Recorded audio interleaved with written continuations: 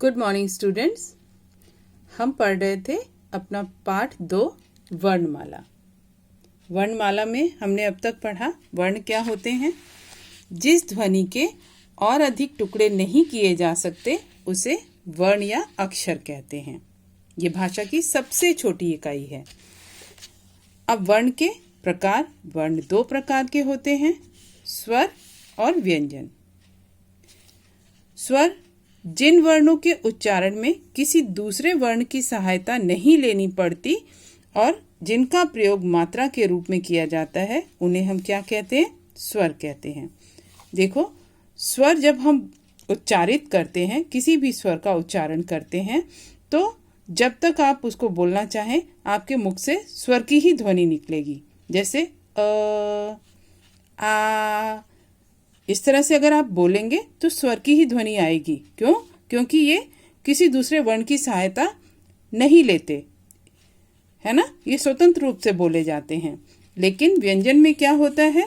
जिन वर्णों को उच्चारण करने में स्वरों की सहायता लेनी पड़ती है उन्हें व्यंजन कहते हैं।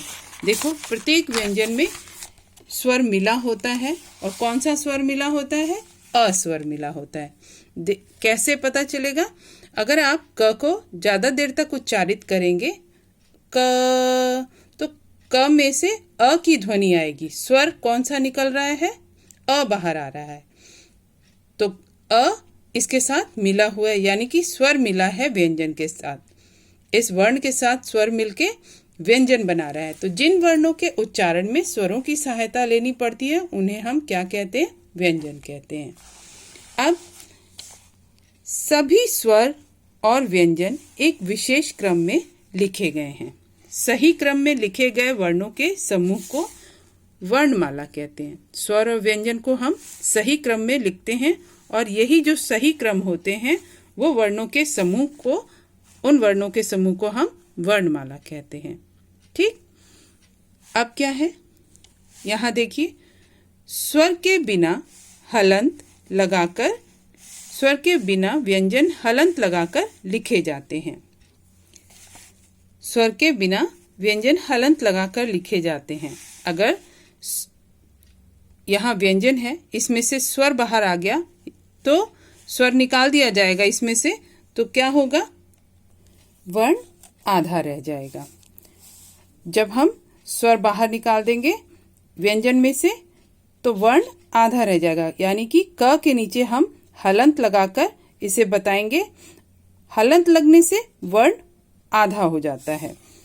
ख, अब जैसे ख है व्यंजन, इसमें से हमने अस्वर बाहर कर दिया, तो अब ख को कैसे लिखेंगे? ख और नीचे हलंत, ये ख आधा रह गया। ठीक है।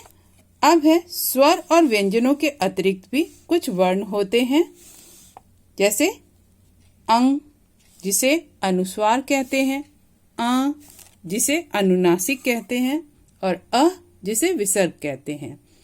तो अंग इसे अनुस्वार कहते हैं। इसका उच्चारण जो है वो नाक से होता है। नाक से जब ध्वनि क्या है? नाक से निकलती है जब इसका उच्चारण करते हैं हम। और अंग का चिन्ह होता है इस तरह से बिंदी, वर्ण के ऊपर बिंदी लगती है, जैसे हंस, पंख आदि। और ये है अनुनासिक। इसे क्या कहते हैं? अनुनासिक। इसका उच्चारण जब इसका उच्चारण करते हैं, इसे बोलते हैं, तो मुख और नाक दोनों से ध्वनि बाहर आती है। गले से भी आती है, मुख से भी आती है और नाक से भी। जैसे, और इसका चिन्ह होता है चंद्र बिंदु, जैसे आंख, चांद, है ना। अनुनासिक, अनुनासिक का चिन्ह होता है चंद्र बिंदु और अनुस्वार का चिन्ह होता है सिर्फ बिंदु। अब है विसर्ग। विसर्ग इसका चिन्ह, इसकी मात्रा जो होती है वो इस तरह से होती है। इसे विसर्ग कहते हैं और इसका प्रयोग व्यंजन के बाद आता है। कोई व्यंजन लिखते हैं तो उसके बाद लिखते हैं, और इसका जो उच्चारण होता है वो कंठ से होता है, गले से होता है। जैसे अतः, प्रातः, इसे बोलते समय ह की आवाज आती है, जैसे प्रातः। तो व्यंजन के बाद लगता है ये विसर्ग, और इसकी ध्वनि कैसी होती है? ह की आवाज आती है। जब इसको बोलते हैं तो ह की ध्वनि निकलती है। प्रातः, अतः। ठीक। अब है संयुक्त व्यंजन। संयुक्त व्यंजन ये 4 हैं। इनमें जो है एक से अधिक वर्ण होते हैं। 4 वर्ण हैं ये, क्ष, त्र, ज्ञ, श्र। ये व्यंजन है, संयुक्त व्यंजन है ये। इसमें एक से अधिक वर्ण हैं। तो पहला है क्ष। क्ष में क और श और अ, इन तीनों की ध्वनि आ रही है क्ष बोलते समय। तो वर्ण एक नहीं है, इसमें अधिक है, एक से अधिक वर्ण है ना। अब दूसरा व्यंजन है संयुक्त व्यंजन त्र। इसमें किसकी ध्वनि आ रही है? त और र की, आधा त, र और अ। ठीक। अब है ज्ञ। ज्ञ में ज, य और अ, आधा ज, आधा य और अ, इसकी ध्वनि आ रही है। तो ये वर्ण इसमें मिले होते हैं। इन वर्णों को अगर मिलाया जाएगा तो क्या बनेगा? अब है श्र। श्र में श प्लस र प्लस अ। इसमें क्या क्या मिला है? आधा श, आधा र और अ। तो ये बन जाएगा श्र। इनका आप अभ्यास करेंगे, क्षत्रज्ञ श्र। संयुक्त व्यंजन का अभ्यास करेंगे कि किस तरह से इसमें ये कौन कौन से वर्णों से मिलकर बने हैं। ठीक। एक बार प्रैक्टिस कर लेंगे, अच्छे से याद हो जाएगा, फिर आपको कभी नहीं भूलेगा। ठीक है ना। अब है आगत वर्ण। आगत वर्ण, आगत ध्वनि में ये जो अंग्रेजी के कुछ शब्द होते हैं उन पे ये वर्ण लगता है। जब आगत वर्ण अ, ज, फ, ये आपको बताया है कि ये आप चिन्ह देख रहे हो, ये सिर्फ बिना बिंदी के चंद्रमा बना हुआ है ना, ये आगत वर्ण है। किसी भी वर्ण के ऊपर जो अंग्रेजी के शब्द होते हैं उन शब्दों में किसी वर्ण के ऊपर ये लगता है। जैसे डॉक्टर,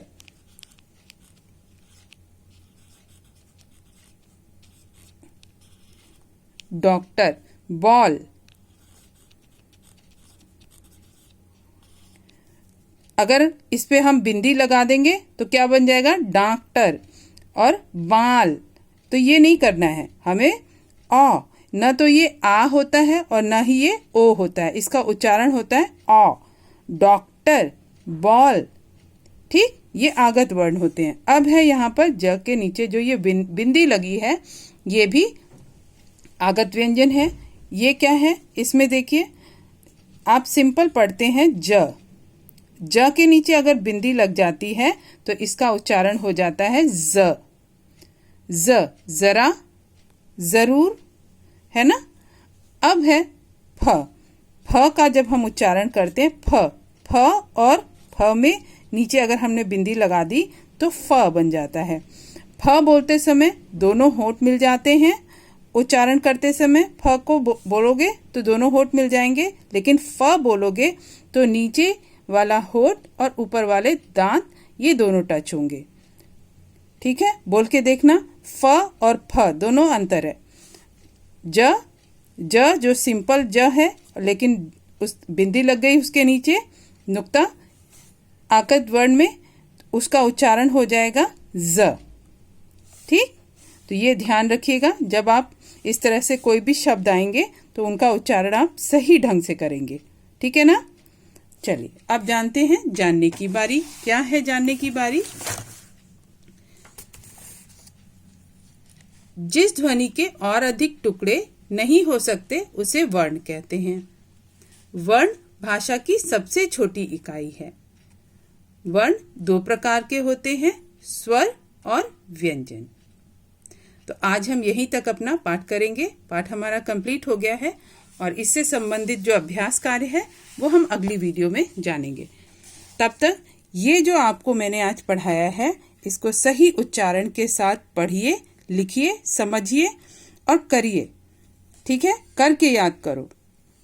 इनको देखना संयुक्त व्यंजन किन किन वर्णों से मिलकर बने हैं, आगत वर्ण कौन कौन से होते हैं।